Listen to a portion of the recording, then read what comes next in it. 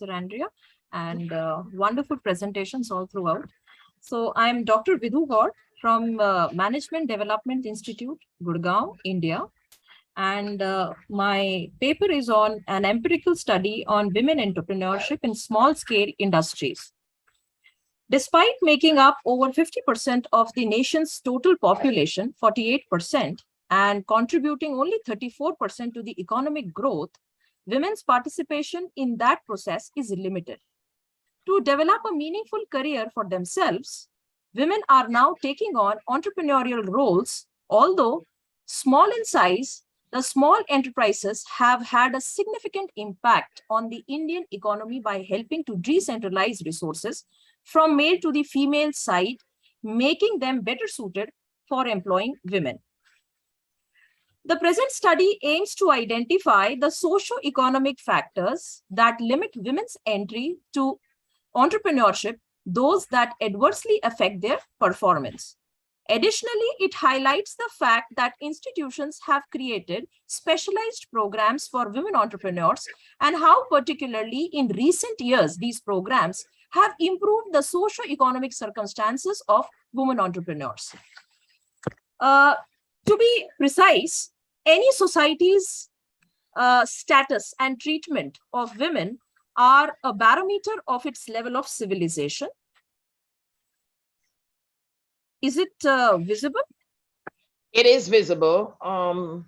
We're also seeing kind of two set of, at least I am, two set of pictures, but it is visible. It's fine. Okay, I think I don't know whether it is now visible. Okay, just let me continue with this. So women are primarily responsible for their family's survival, yet they are often ignored and devalued since they are seen as inferior. Indian women families have emerged as a key source of support since it enables women to participate appropriately in the production sector and also has market inclinations in this area. When a woman has more power, it is not uncomfortable for another person to lose or have less authority. On the other hand, a woman's capacity for decision making will confidently impact her family's behavior if she is empowered. Although small in size, small-scale enterprises are important to Indian economy. Small-scale industries, SSI, are crucial for nation's industrialization. It is seen as a very important way to stop a small number of people from having too much economic power and to spread out economic power and income more evenly across country. Entrepreneurs see innovation as a chance to take advantage of a situation, mobilize resources and managerial abilities, and take calculated risks to create markets for new goods, procedures, and services. If I proceed.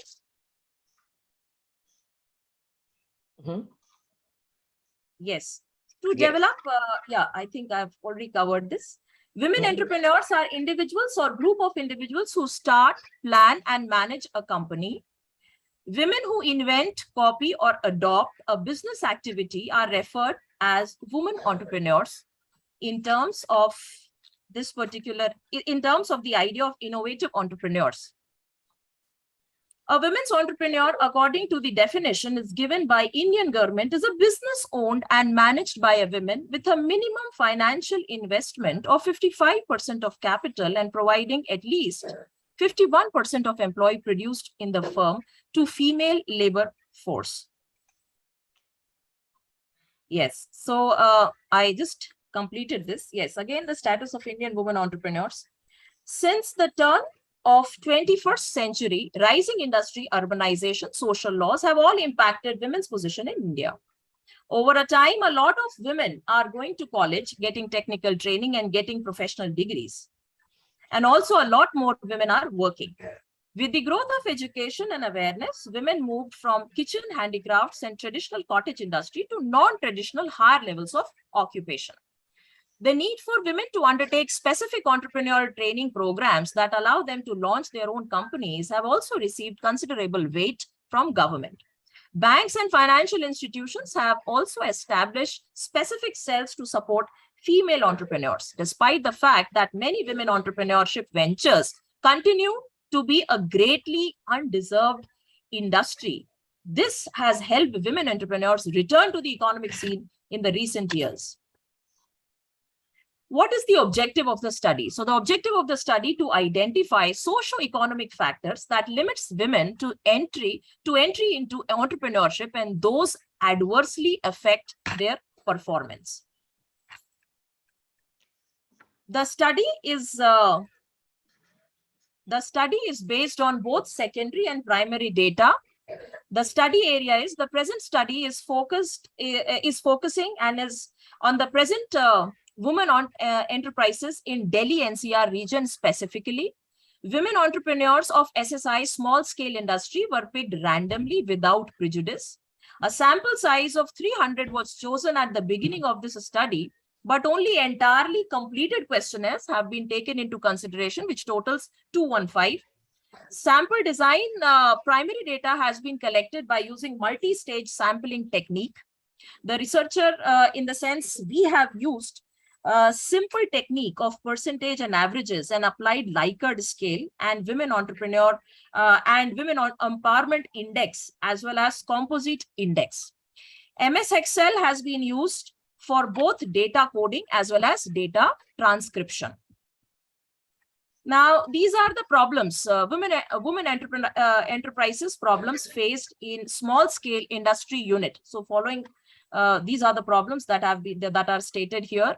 The women-owned businesses in small scale industry units are dealing with a lot of difficulties.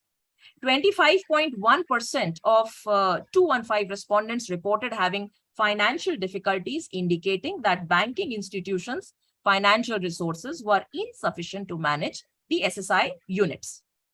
The business of women SSI units is being negatively impacted by the severe cutthroat competition that 20.0% of respondents are experiencing from their closest competitors, who are luring clients by offering goods and services at prices that are competitively cheaper than their counterparts. 4.6% of respondents lack bravery or trust in their own SSI units, which is hindering the growth of their businesses. Today, women-owned businesses desperately need such skills for survival, and 8.3% of them having been striving to improve their marketing forecasting skills in their units. 18.6% of respondents reported having issues with gender discrimination, which suggests that despite the unit's willingness to provide their services, men do not use them since the units are run by women. 1.3% of respondents reported having trouble procuring raw material in a timely manner, and 5.1% reported having trouble finding the guts to deal with the unexpected risk in their businesses, particularly pricing risks, financial risks, and administrative risk. 7.4% of respondents reported that they were subject to intense competition from their opponent's organization, which discouraged the weak units in the research area. 6.9% of respondents have been facing the issue of illiteracy because they do not possess the required qualification in their units. Finally, 2.3% respondents have been facing the issue of high costs in their units, which is leading to high price compared to counterpart units, such an atmosphere affecting business improvement. Family support to respondents. This was also an important part. A significant social institution is the family. Based on the results, we concluded that the institution provides strong support to women-owned businesses. Average score of this institution among 215 respondents was 6.8% out of 6.8 out of 10, and the percentage of support was 68.7. If we talk about support from banking, 215 respondents support from banking, average score was 4 out of 10, and the banking support provided to the chosen women-owned businesses was 47.7%. This indicates that the institution's support is modest. Government, if we talk about support from government, so the rating was 4.1 out of 10, translating to a 46%. The government's assistance to the borrowers is below 50%. As a consequence, government's assistance to the respondents was low. It has been noted that the advantages of government initiatives have not reached the targeted recipients to the intended degree. Furthermore, the beneficiaries have voiced their displeasure with government officials who consistently take advantage of government measures. 1 minute. Yeah, Justice, it is about to over. Another marketing assistance, if we talk, another type of support needed by women-owned businesses to establish their own SSI units in the market is marketing assistance. As a result, 215 respondents overall average score for marketing support was 5 out of 10, and this institution support was 56.4%, which is modest. Family support score was highest of the 4 institutional support outcomes, followed by marketing institutions. Yes, which were both extremely low, 50% and below. One of the key institutions affected by all of these outcomes, the government has been conclusively shown to gain from different government programs via various groups of higher level government officials and non-officials up until and unless government checks for leaks of this kind. All right, we've got to stop it there and open it for questions, unfortunately. If at all, I can just conclude. Let me just speak for a minute. When I talk about conclusion, just want to finish with this. The degree of women's empowerment attained via SSI units is modest since the composite index for SSI women's empowerment was lower than 66.67%. And the important part, which I want to quote here, their empowerment was significantly impacted by the women's SSI units performance. The majority of the respondents were successful in increasing their income and savings to a reasonable level, making contributions to their families' well-being.